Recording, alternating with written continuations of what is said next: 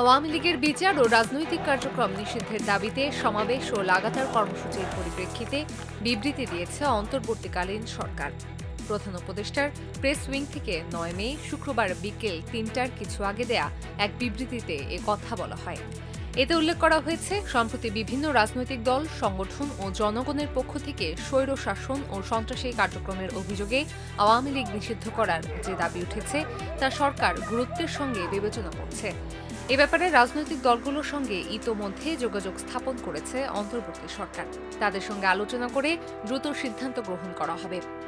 বিবৃতিতে আরও বলা হয়, এক্ষেত্রে আওয়ামী লীগের নেতা ও সমর্থকদের সন্ত্রাসী কার্যক্রমের বিষয়ে জাতিসংঘের প্রতিবেদন সরকার বিবেচনায় রাখছে।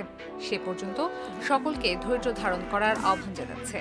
উল্লেখ্য, ইতোমধ্যেই সরকার জনদাবির প্রতি সম্মান জানিয়ে প্রচলিত আইনের অধীনে সন্ত্রাসী সংগঠন ছাত্রলীগকে নিষিদ্ধ করেছে।